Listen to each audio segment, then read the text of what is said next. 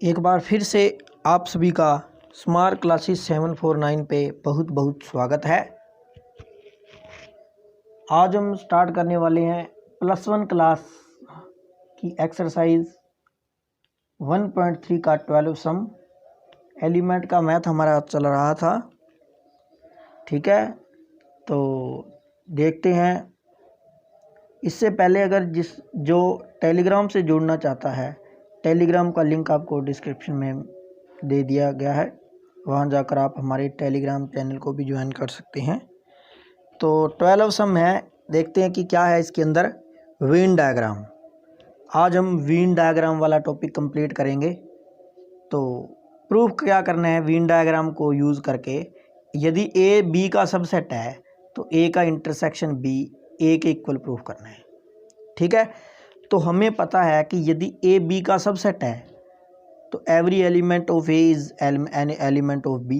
Definition हमको पता है कि यदि ए बी का सबसेट है ना, तो ए के जो एवरी एलिमेंट है ए का, वो भी बी के ही एलिमेंट होंगे। ठीक है, लेकिन जो बी के एलिमेंट है is not an element of A. जो बी के एलिमेंट है वो नहीं होनी चाहिए। ठीक है ना, मतलब ए जो है वो एलिमेंट है बी का। Every element of A is an element of B, मतलब बी के अंदर जो एलिमेंट है वो ए के ही होंगे। ठीक है, वो सबसेट हो गया। अब हम इसका वेन डायग्राम से इसको समझते हैं। तो वेन डायग्राम में सबसे पहले हम क्या करेंगे, हमने एक ए सेट ले लिया। ठीक है, इसको हमने ए से रिप्रेजेंटेड कर दिया और इसके कोरस्पॉन्डिंग हमने एक ले लिया बी। ये हमारा क्या है, बी है। ठीक है, ये कंप्लीट बी है और यहाँ तक ए है, और यहाँ पे क्या है, ये यूनियन है। ये जो कंप्लीट होता है ये क्या होता है, यूनियन होता है, जो बॉक्स के अंदर होता है। ठीक है, ये यूनियन है, यानी कंप्लीट जो होता है वो क्या होता है, यूनियन होता है हमारे पास। इसको थोड़ा सा डार्क कर देते हैं। ठीक है, अब यहाँ से देखो, अब ए बी का अगर सबसेट है, ठीक है, क्योंकि ए के एलिमेंट बी के अंदर आ रहे हैं। ठीक है, इसका मतलब यदि हम इंटरसेक्शन की बात करें, हम अगर डायग्राम को देखें, ए और बी का जो इंटरसेक्शन है वो ए के इक्वल आएगा। क्यों आएगा, क्योंकि ए जो है वो बी का सबसेट है, तो बी के अंदर ए के एलिमेंट होंगे। तो इसका मतलब इस बी के अंदर ये जो ए है इसके एलिमेंट प्रेजेंट होंगे। तो इसका मतलब इन दोनों का जो इंटरसेक्शन है वो ए ही आ जाएगा। क्यों आएगा, क्योंकि बी के अंदर भी ए के एलिमेंट ही हैं। ए सबसेट है बी का, इसलिए ए का इंटरसेक्शन जो है वो ए के ही इक्वल आ जाएगा। ठीक है, तो हम यहाँ पे राइट डाउन कर देंगे कि जो ए इंटरसेक्शन बी है, also A intersection B is equal to A. यहाँ ब्रैकेट में लिख देंगे सी। ठीक है, ए इंटरसेक्शन बी जो है वो ए के इक्वल आ चुका है। अब यहाँ पे हम लिख देंगे, लिखना पड़ेगा हमें, also A intersection B is the set of common element. क्या common elements of set A and B. मतलब क्या है कि ए इंटरसेक्शन बी क्या है, सेट ऑफ कॉमन एलिमेंट है सेट ए एंड बी का।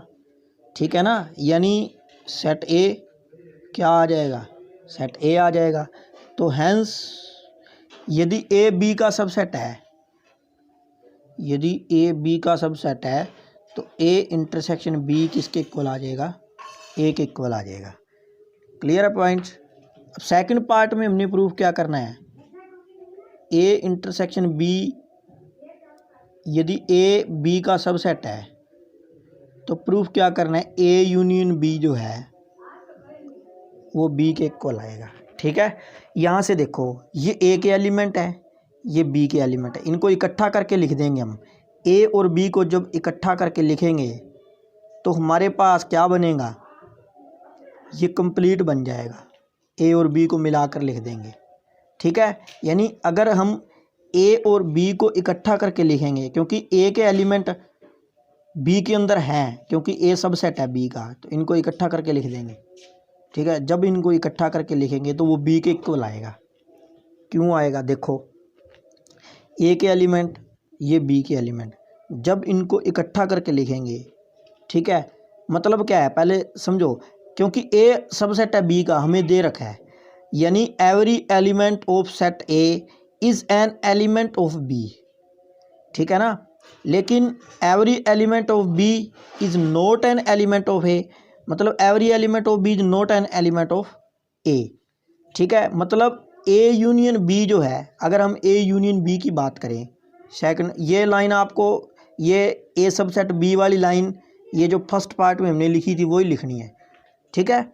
अब यहाँ से जैसे हमने लिखा also A intersection B is the set of common element, अब यहाँ पे क्या लिख देंगे कि A union B is the set of element of A और बी, यानी क्या आएगा, सेट बी आएगा। मतलब ए और बी क्या है, is the set of element A और बी, मतलब ए यूनियन बी क्या है, एक सेट एलिमेंट का जिसके अंदर ए और बी के एलिमेंट प्रेजेंट है।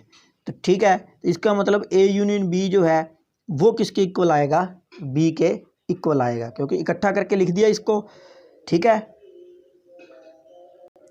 ठीक है, तो ए सबसेट है बी का, तो यूनियन कितना आ जाएगा, बी के इक्वल आ जाएगा, ठीक है, क्योंकि ए बी का सबसेट है, तो इसका मतलब ये ए है जो इस बी का क्या है, सबसेट है, तो इसका मतलब बी आ जाएगा यहाँ पे, बी यूनियन बी, तो बी के इक्वल आ जाएगा, ठीक है। अब नेक्स्ट हमारा थर्ड पार्ट है। थर्ड पार्ट में देखो क्या गिवन है, थर्ड पार्ट के अंदर हमें दे रखा है यदि ए यूनियन बी बी के इक्वल है तो प्रूफ करना है हमने ए सबसेट होगा बी का।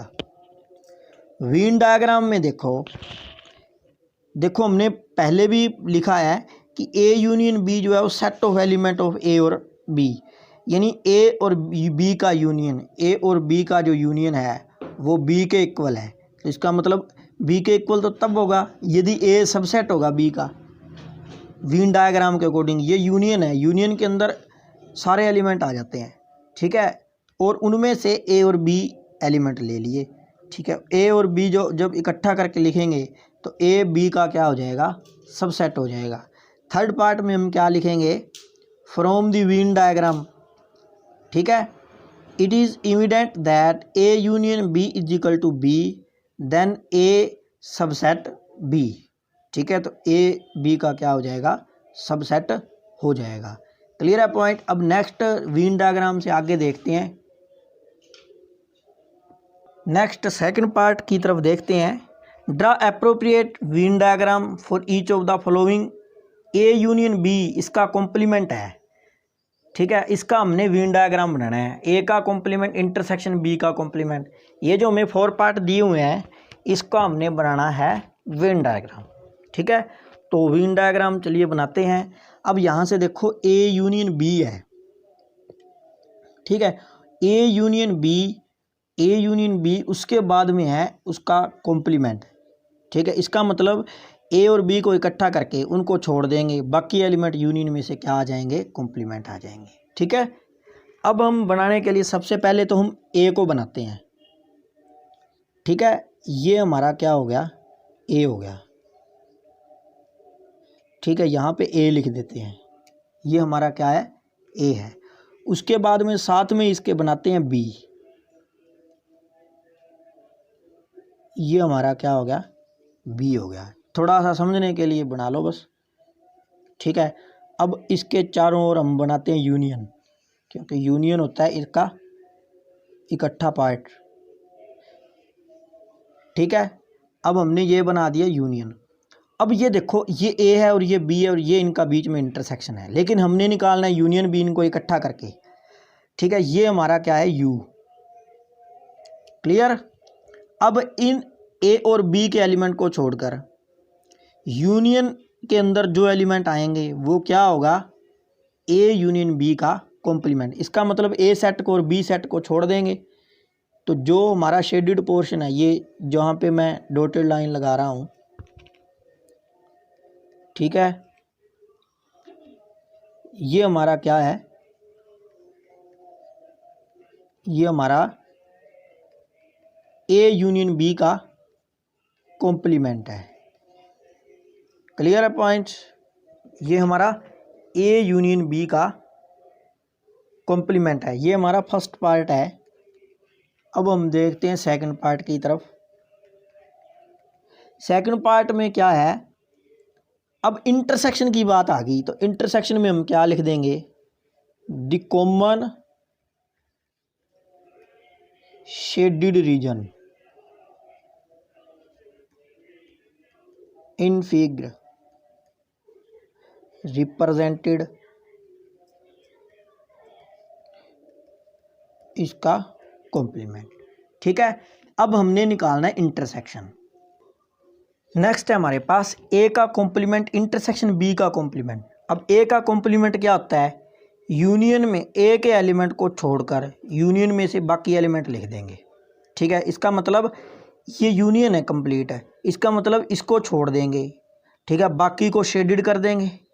फिर बी का कॉम्प्लीमेंट यानी बी को छोड़ देंगे। ठीक है, बाकी यूनियन में से एलिमेंट को शेडेड कर देंगे।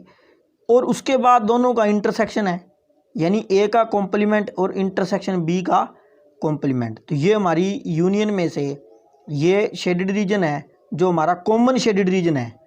ठीक है, वो क्या है, ए का कॉम्प्लीमेंट इंटरसेक्शन में बी का कॉम्प्लीमेंट। यानी जो ये एक तो ये सारा कंप्लीट है और ए और बी को जो हमने शेडेड कर रखा है वो भी, वो क्या है, ए इंटरसेक्शन ए का कॉम्प्लीमेंट इंटरसेक्शन में क्या है, बी का कॉम्प्लीमेंट है। ठीक है, अब हम करेंगे इसका थर्ड पार्ट। थर्ड पार्ट के अंदर क्या है, ए इंटरसेक्शन बी। पहले ए और बी दोनों का इंटरसेक्शन निकालेंगे। इंटरसेक्शन जो आएगा उसका हमने करना है कॉम्प्लीमेंट। ठीक है, तो उसका कॉम्प्लीमेंट क्या आएगा देखते हैं। नेक्स्ट है हमारे पास ए इंटरसेक्शन बी का कॉम्प्लीमेंट। ठीक है, ए और बी इन दोनों का ये रहा इंटरसेक्शन। ठीक है, अब ए और बी का हमने इंटरसेक्शन निकाल दिया। अब इंटरसेक्शन निकालने के बाद इसका निकालना है कॉम्प्लीमेंट। मतलब ये जो इंटरसेक्शन आया है इसको छोड़कर यूनियन के बाकी एलिमेंट लिख लेंगे। तो इसका मतलब अगर इन दोनों का जो इंटरसेक्शन आया यानी साझी एलिमेंट आए हैं उनको छोड़कर यूनियन में से तो ए और बी आ जाएगा, क्योंकि ये तो हमने इन दोनों का कॉम्प्लीमेंट लिखा है ना, यानी इनका इंटरसेक्शन लिखा है। तो इन दोनों का इंटरसेक्शन मान के चलो कोई भी एलिमेंट ले सकते हैं। जैसे मान के चलो हमने एक सेट ले लिया 1 2 3 का और उसके अंदर ले लिया, दूसरे में ले लिया 1 5 6 7 8 9 और 10, 1 से 10 तक का सेट है। ए के अंदर ले लिए 1 3 और 5 और बी के अंदर ले लिए 1 5 और 6। ठीक है, अब एक जो है वो दोनों के अंदर आ रहा है 1 से लेकर 10 तक, ए इंटरसेक्शन हो गया। अब 1 से लेकर 10 तक 1 तो इंटरसेक्शन है, अब इसका निकालना है कॉम्प्लीमेंट और 1 को छोड़ देंगे, बाकी 2 से लेकर 9 तक, इसका मतलब ये सारा शेडेड रीजन हो जाएगा सिर्फ बीच वाली वैल्यू को छोड़कर। ठीक है ना, बिल्कुल सिंपल है। नेक्स्ट देखते हैं। नेक्स्ट है हमारे पास ए का कॉम्प्लीमेंट यूनियन में बी का कॉम्प्लीमेंट। अब ए का कॉम्प्लीमेंट क्या होता है कि यूनियन में ए के एलिमेंट को छोड़कर बाकी लिख देंगे। ये ए के एलिमेंट है, इनको छोड़ दिया, बाकी पे शेडेड रीजन कर दिया। फिर बी का कॉम्प्लीमेंट क्या होता है, बी के एलिमेंट को छोड़ देंगे, यूनियन में से बाकी को शेडेड रीजन कर दिया। लेकिन वो कह रहा है कि ए का कॉम्प्लीमेंट और बी का जो कॉम्प्लीमेंट है उनका यूनियन करना है।